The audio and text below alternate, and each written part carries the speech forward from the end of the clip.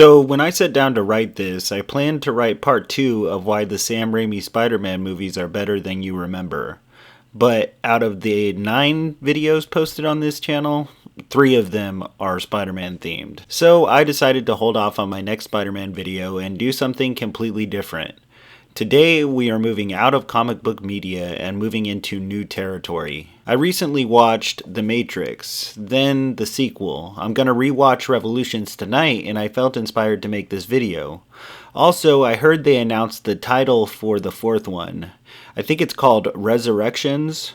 I have some thoughts on what it could be about, but I want to finish talking about these movies first. So strap in, there will be 3, maybe 4 parts to this series. In this video, I want to discuss The Matrix 1999, the first one. We will dive into my thoughts on the storytelling, how I feel this movie changed the game, and of course, a few ideas on how the story could be better. Welcome to Nerd Things with Kenny. This is a love letter to The Matrix. Let's do this. Now, I remember watching The Matrix as a kid, but I was 7 years old when it came out, so I didn't really get to enjoy it. But now, as an adult, having rewatched it a few days ago, let me tell you, the way this movie dives into the lore and drops exposition without us even realizing it is pretty superb. Let's look at the scene where Morpheus is captured by the agents. In this scene, Agent Smith subtly mentions that the first version of the Matrix was a paradise, but humankind rejected it. I love how we are told about the possibility of Neo not actually being the one even from the first film. This entire first movie is setting up Neo to become some godlike character. Then, even at the end, we as an audience believe that this man is the one. We are supposed to believe it. I kind of feel like the reason that Reloaded and Revolutions were received so poorly is not only because they were a victim of overhype, and the other obvious reasons, but also they subverted all of our expectations, and at that time, I don't think we as an audience were ready for it. But I'm getting ahead of myself. Let's get back to the original. This movie came out in 1999. Watching it a few days ago, I really couldn't tell. The amount of work put into this movie is incredible. When you put it next to another blockbuster that came out that same year, guess which one sounds and looks better? This movie keeps me gripped from the beginning and just keeps me hooked.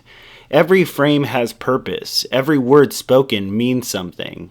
Another thing I really like is the Cypher twist. When I first saw this movie, I didn't see this twist coming. As an adult, I was prepared for it, so I looked for clues, and my god, they're everywhere. The opening line is him being a fucking creep, and then things only escalate from there. The way he wants to know about everything going on with Neo at every moment, that scene where Neo walks up to him while he is sending a message to the agents, so many things pointed out before we actually see the reveal that he's a traitor. But they're subtle, and that's what this movie is all about, subtlety. I gotta be honest, I kind of love this first movie. I really don't see many flaws. However, I feel as if some of the crew is underutilized. We get a decent amount of Tank and Dozer, but that's only because their characters have personality. What about Switch, APOC, and Moose? I know they die at the end, but some backstory as to who they are really could have fleshed out the story a bit more. If this movie didn't have so much nostalgia for me, I'd probably rip it apart for this reason. But that's not why we're here. We're here because I love The Matrix. It's pretty great. So let's chat about how it changed the game. Well, for starters, have you seen how many times this one fight pose has been parodied? Also, bullet time wasn't a thing back then, and how they made it happen blows my mind.